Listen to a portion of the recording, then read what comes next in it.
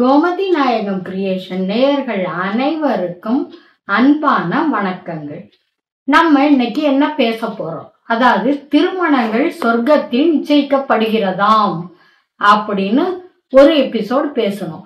அதுல என்ன பேசுன, அதாவது நம்ம இந்த திருமண தகவல் மையங்கள் என்ன செய்யறாங்க, நம்ம அதை டிபெண்ட் பண்ணி வந்த நிலைமைக்கு எப்படி வந்தோம் அப்படிங்கிறத பார்க்க போறோம்னு சொல்லியிருந்தேன். இன்னைக்கு அதைத்தான் பார்க்க போறோம். அதாவது ஆதி மனிதன் காட்டுவாசியிலிருந்து ஆரம்பிக்கிறேன். இப்போ தமிழ் சொல்லி கொடுக்குறோம்னா ஆனா அவனா எல்லாருக்கும் தான் தெரியும். அதுக்காக நம்ம ஈல இருந்து ஆரம்பிக்க முடியாது இல்ல. அதனால காட்டுல மனிதனை கடவுள் படைத்து விட்டார். மனிதனும் ஒரு காட்டுவாசியா தான் வாழ்ந்தான்.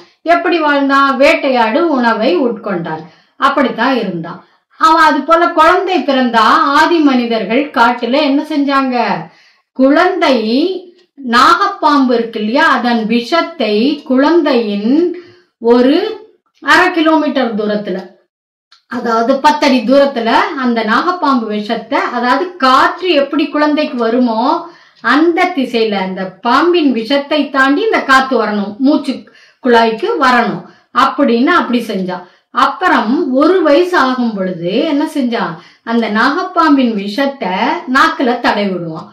இதெல்லாம் எதுக்காக மனிதன் செய்து கொண்டான்? மற்ற விஷப்பூச்சிகள், நாகப்பாம்பின் விஷமே ரத்தத்துல ஓடுது, மனுஷ ரத்தத்துல, அப்படி ஓடும் பொழுது மற்ற விஷப்பூச்சிகள் கடிச்சா அவனுக்கு ஒண்ணும் ஆகாது. சோ தன்னை இப்படி காப்பாற்றி கொண்டான்.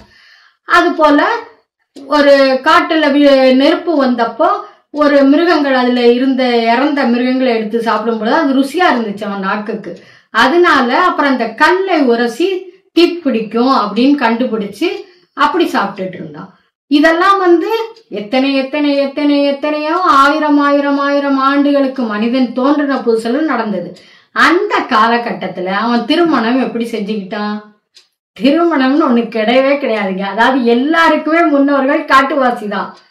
இன்னைக்கு நம்ம ஜாதி மதம் அது இதுன்னு பிரிக்கலாம், ஆனா நம் முன்னோர்கள் யாரு? காட்டில் இருந்த காட்டுவாசிகள் தான். எல்லாருக்கும் முன்னோர்கள் அவர்கள் தான், ஆதி மாணவர்கள் தான், ஆதி மனிதன் தான்.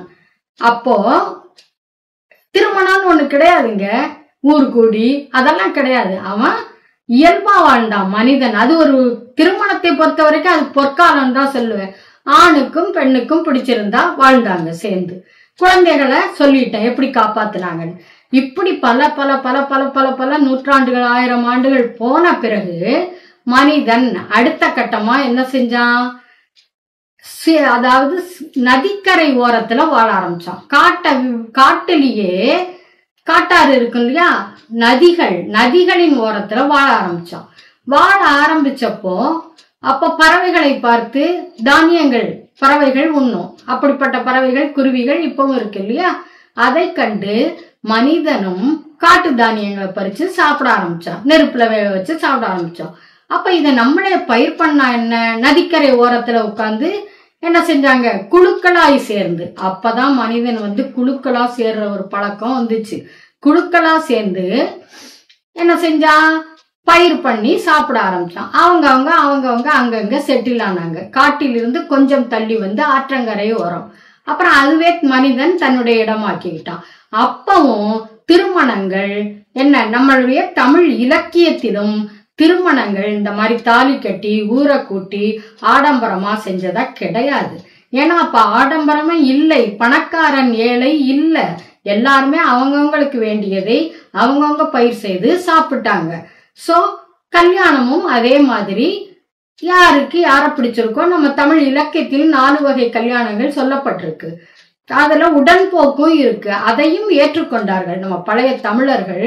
உடன்போக்குன்னா என்ன, 2 பேருக்கு பிடிச்சதுன்னா அவங்க இன்னைக்கு சொல்றது ஓடி போய் கல்யாணம் பண்ணிக்கிறது, அதுதான் உடன்போக்கு. அதையும் அவர்கள் அங்கீகரித்தார்கள். பெற்றோர்களா பார்த்து கல்யாணமும் அந்த காலகட்டத்துல வந்துச்சு. சோ அப்பவும் திருமணங்கள் சிக்கலா இல்லைங்க, நிம்மதியாதான் போச்சு. அதற்கு பிறகு எப்போ நம்ம மாறணும், அத அடுத்த எபிசோட்ல சொல்றேன்.